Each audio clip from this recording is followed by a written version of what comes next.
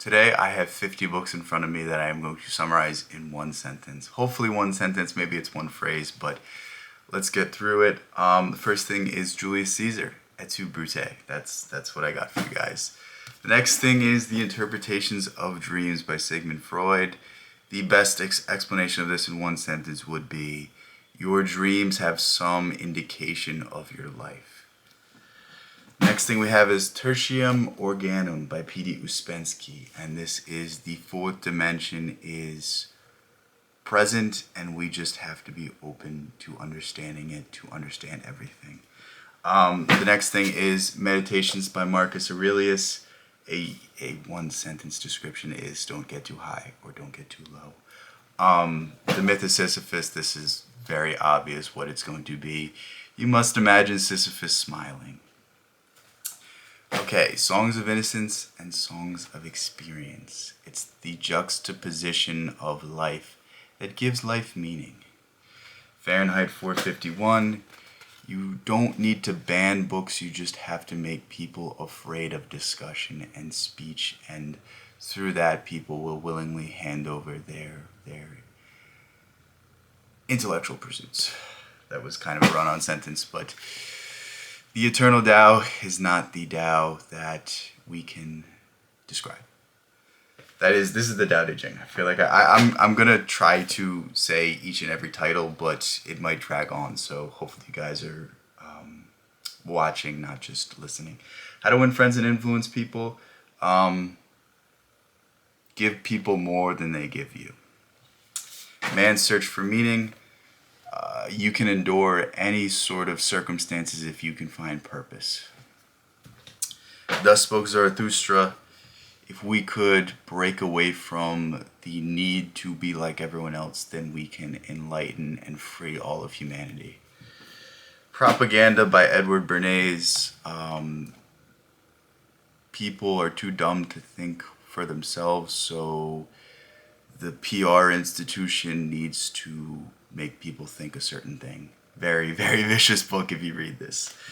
The Crowd, Study of the Popular Mind.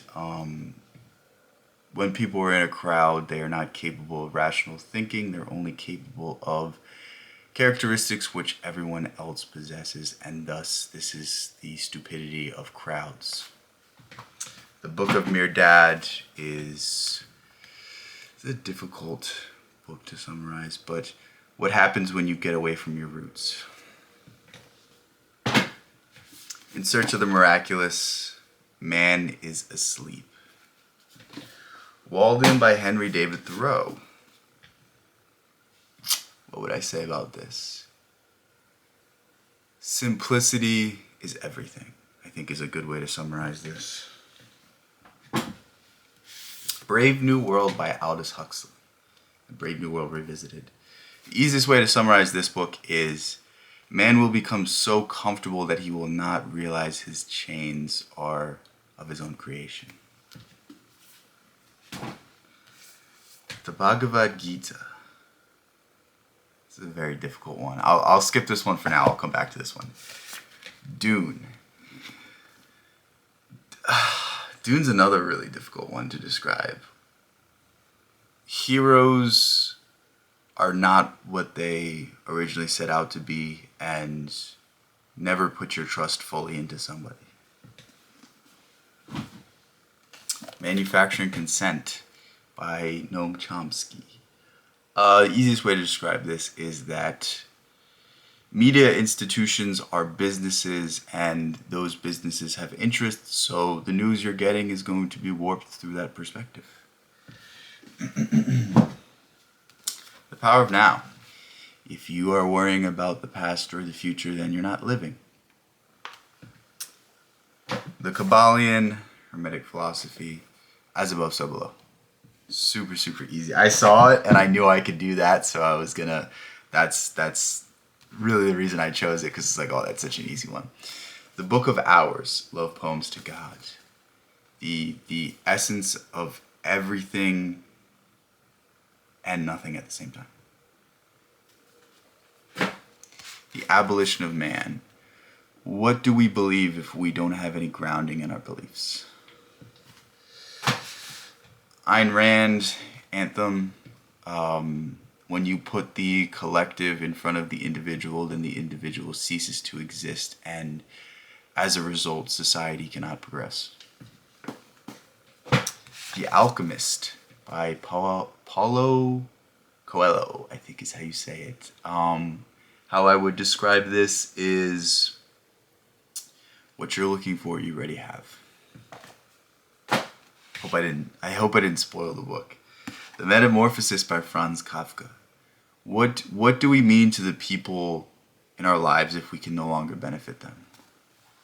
Mastery by Robert Greene.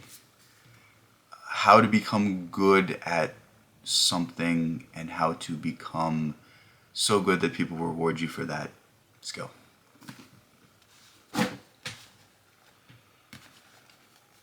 Fear and Trembling by Soren Kierkegaard. How can we remain steadfast in our faith if the entire world is telling us otherwise, and how is faith the preceding factor to any sort of achievement in this world? Epitaphs, the worst book that was ever written and the worst book I've ever read. I'm just going to say the quote on the back of this because I love this quote so much. Actually, no. Resist much, obey little. Leaves of Grass by Walt Whitman. I feel like I haven't been saying the names. Prometheus Rising by Robert Anton Wilson. What the thinker thinks, the prover proves.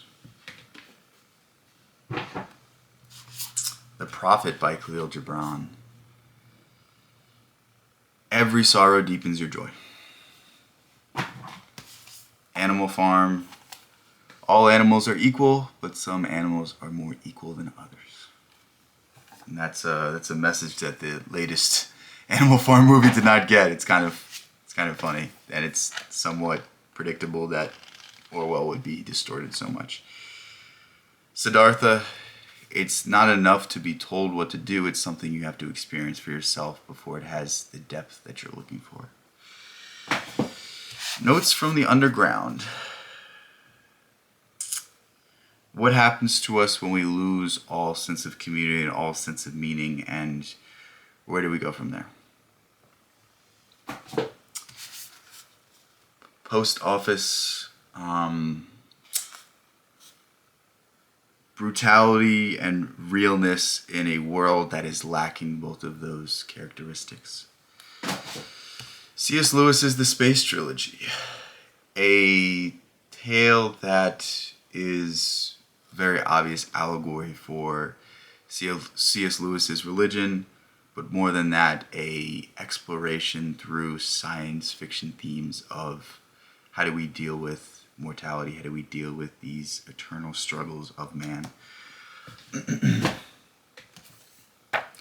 Florence Scovel Shinn, The Collected Works. Your thoughts are powerful, and we too frequently let our thoughts be stuff that aren't uplifting. The Red Book by Carl Gustav Jung. You must go to the depths of hell to confront your unconscious and bring that unconscious to the light to integrate yourself. Heraclitus, Fragments. You can never step in the same river twice. Very, very easy one. The Old Man and the Sea, Ernest Hemingway. A struggle against mortality and a triumph against the decaying of physical capabilities and overcoming them through skill and mental prowess. Dr. Jekyll and Mr. Hyde, Robert Louis Stevenson. The undying struggle between man and his more evil impulses.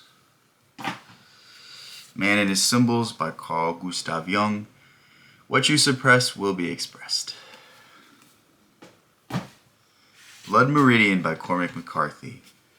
Half of this book is Cormac McCarthy beautifully describing the West, and the other half is Cormac McCarthy describing the brutality that allowed the West to be conquered. Goethe's Faust. What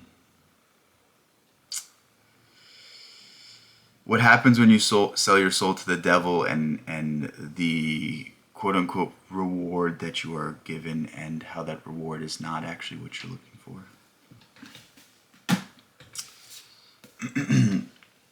Frankenstein by Mary Shelley. Quite simply, is progress really progress, or are we progressing science at the expense of man? And is it worth it to give up what you have for something more and destroy everything that you have now? Ralph Waldo Emerson's Essays, the complete first and second series. To be yourself in a world that seeks conformity is the greatest of achievements. The Divine Comedy by Dante. Write such a good story that you immortalize your love that was lost, and yeah, that's really the best description of Dante. More or less, he wrote this story to reunite himself with his dream girl that he was not rich enough to marry in his life, and through this book he immortalized that love story, and it's an everlasting symbol of the undying power of love. The Bhagavad Gita, the connection between all of us and the cycle of things. Meetings with remarkable men. The most accurate description of Gurdjieff, but the most questions will also come from this book. And I really, this book's very hard to describe. That's why I left it for last. But yeah, with that said, those were 50 books. Maybe it was 49, maybe it was 51. I'll recount them as I put them away, and we'll see if I was accurate in my counting. But this was a fun little thing to do, just talk about some books that maybe I haven't talked about in a while, or maybe I have talked about recently. But somebody left me a comment saying, how would I describe every book I read in one sentence? And I'm not sure if they were talking about in terms of collectively everything I've learned in one sentence, which is in and of itself a very interesting idea, or individually each book, how can I summarize each of these things and the important things I've learned from them in one sentence. And yeah, that was the latter attempt to do that, and this was very fun to do. I might do this again in the future with 50 more books that I didn't talk about in this one, because this is just cool. It's fun. This was a very good idea. So if you were the one that commented that, thank you so much for that. If you want more from me, go on my Substack. That's really what I'm putting most of my effort into right now. But yeah, stick around on the channel. Hopefully this was something you enjoyed, and yeah, stay tuned for more. Peace out. Love you guys so much. I will catch you in the next one. Have a good rest of your day.